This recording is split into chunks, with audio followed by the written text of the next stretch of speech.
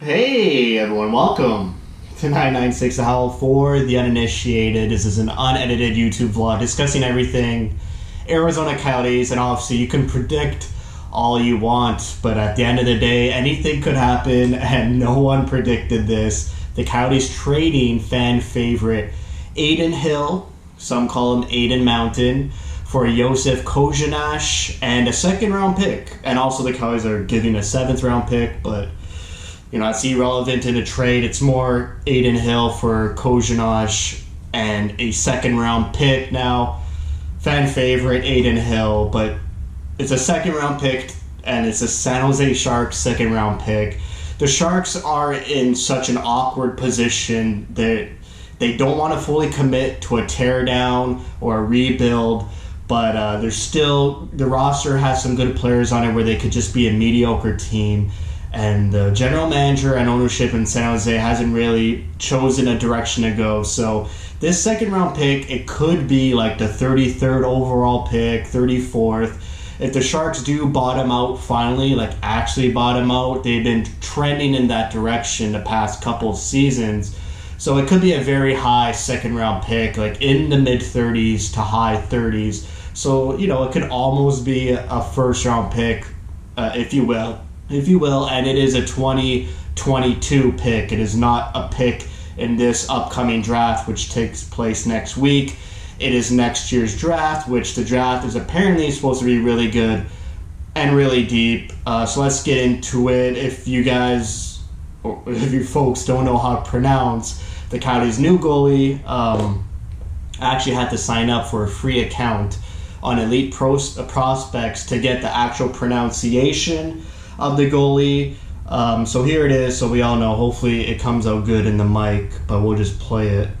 Josef Kořenář. So it's not Kořenář. There's some, accents and apostrophes on some of his letters in his last name. It's Josef Kořenář. I know, very hard to pronounce after you see the name, but that's how it's supposedly pronounced.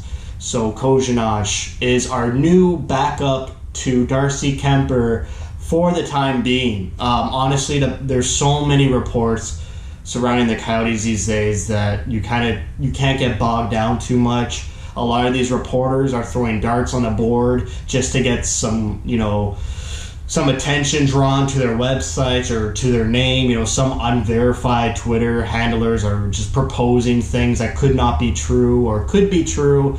Bill Armstrong holds a tight ship, and we really don't know what's going on behind the scenes. We don't have context yet around this trade.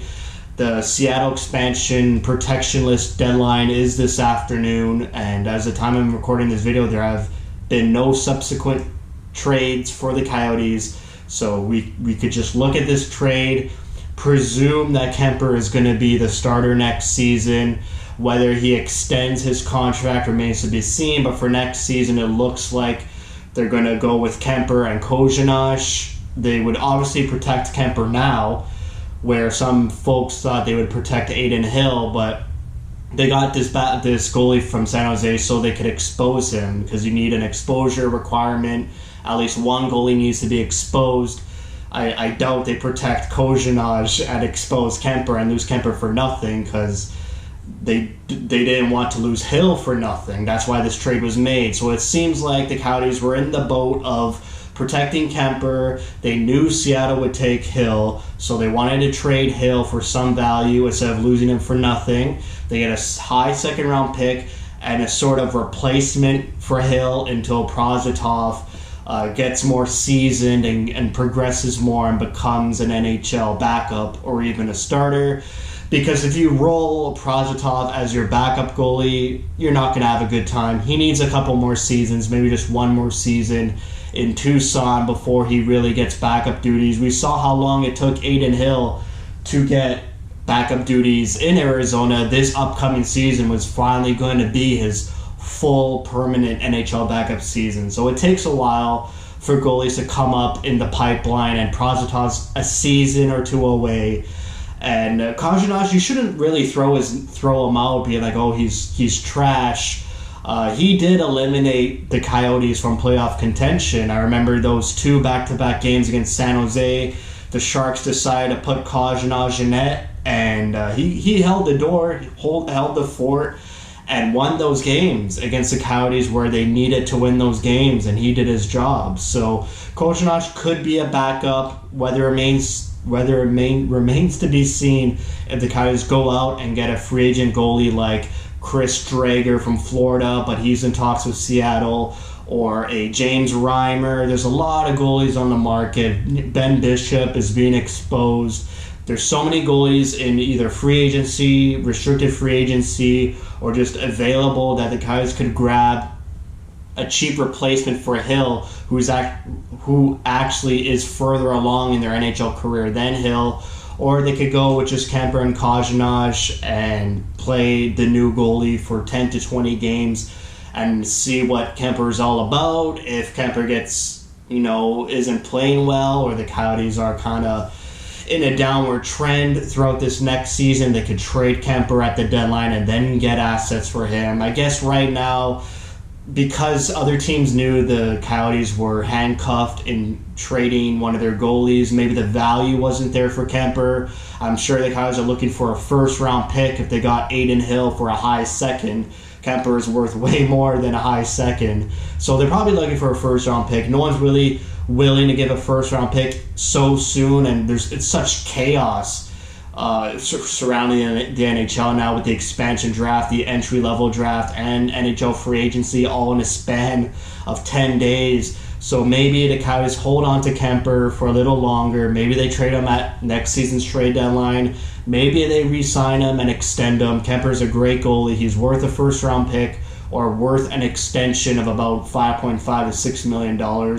A lot of talk surrounding OEL, Garland, Dvorak. It's obvious the Coyotes need to shed some salary, but in terms of cap percentage, they're way below the floor, about $10 million below the salary cap floor of $10 million. There's reports that their internal cap is $65 million, which is $5 million more than the floor. So you could make the case that the Coyotes need to spend $15 million to reach their internal cap. They need to re-sign Garland. They need to sign a whole bunch of defensemen, which shouldn't be too expensive. But if all these reports are true that they want to trade OEL, they don't want to sign Garland, they don't want to sign Kuemper, that's a lot of money they're throwing away. And what are they going to do with all this space? If you trade OEL, now you're $18 million from the floor. So where's all that money going? You have to reach the floor. So there could be a lot of things happening in the background. If the guys want to get out of OEL's contract, maybe they probably most likely will have to attach Garland to that contract to make it more digestible to the opposing team. Let's say they get a first-round pick or just a good prospect from that return, because Garland's a really good player, and OEL's still a good defensive defenseman, even though his offense isn't there. So they'll get back just a prospect or some picks. It won't be added to their cap. So I don't know what the Coyotes do with $18 million to get to the floor, and then $23 million to get to their internal cap. As it's reported, they have so much cap room. I'm not sure what they're doing with it, and if they're wanting to trade these players who have high cap hits, I'm not really sure the direction the Coyotes are going to. Maybe they could go after a guy like Eichel or Landeskog, or they do something else. But they have so much money, it makes no sense not to give Garland $5 million. I mean, it's not like they're cap strapped or anything. They have the room to make the move.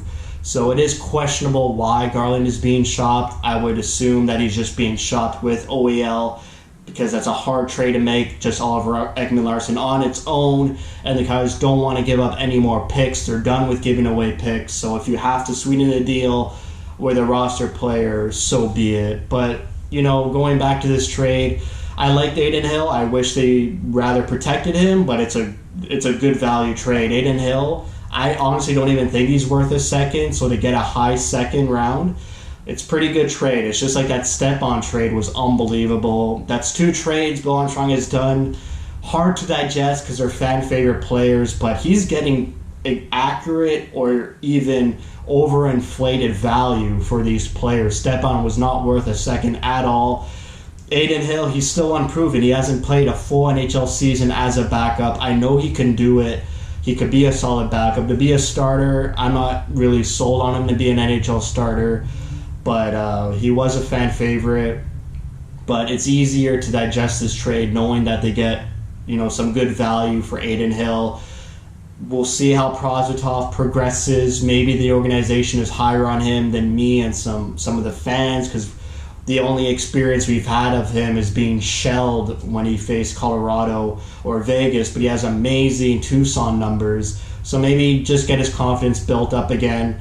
I really disagree with Tocchet throwing Prosvetov in those games. I would rather Prosvetov played more easier games against California teams, but obviously he chose not to do that, which may have hurt Prosvetov's confidence. Kořenář, I doubt Seattle's going to take him. He's obviously going to be exposed. You don't protect Kořenář for Kuemper, and you don't trade Hill if you're not protecting Kuemper. So they're going to expose a new goalie.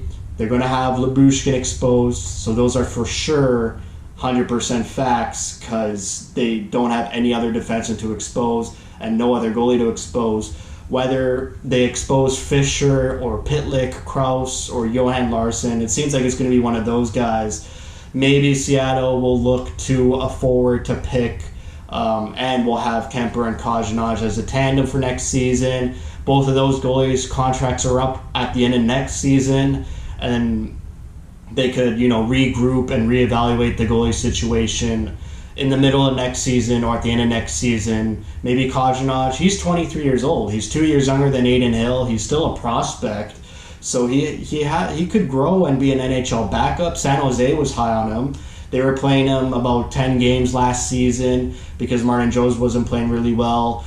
And like I said, he won against the Coyotes in a time where the Coyotes were desperate for points and to get into the playoffs. So he's not a throwaway guy. He's only going to get better. He's 2 years younger than Hill, in the same type of situation as Hill. Not really a fortified NHL backup, but an NHL goalie prospect who's going to continue to get work in, build some confidence. Goalies take long to hit their prime, and so a 23-year-old prospect goalie who's had some NHL experience, just like Aiden Hill, he could turn out to be a solid goalie, and then maybe it gives the Coyotes room to trade Kuemper. But as of now, it looks like they're going to go with Kuemper and Kořenář for next season. Maybe they trade Kuemper at the deadline. I hope they re-sign Kuemper. I'm a Kuemper fan. He's a great goalie. He's only making $4.5 million this season, and then I assume he'd get a raise. But if he gets injured this upcoming season, he's not going to get north of $5 million. That will hurt his resume, just like it hurt Ranta's resume, just like it hurt Ben Bishop's resume. Like, Ben Bishop is exposed now because he's just classified as an injured goalie. So if Kuemper gets 3 seasons in a row of injuries, his value could be down in the dumps. So it would be wise to either move on from him and look to other goalies, or maybe even Ivan Prosvetov. But let me know what you guys think. It was a shocker. No one really expected Hill to be traded. We all expected Kuemper to be traded because he's the older goalie and Hill's a younger prospect goalie. But to get a second for Hill, it's good value. Even though I hate to see him go, I can call a spade that it was good value for him. And we'll see how it goes. I want to see context. I want to see what other moves the Coyotes make, because this was a shocker. I can only assume what other trades Bill Armstrong has cooking for the team. So that's it for me. Bit of a wild one. Thanks for watching. If you like what you see, spread the word, and thank you for your support.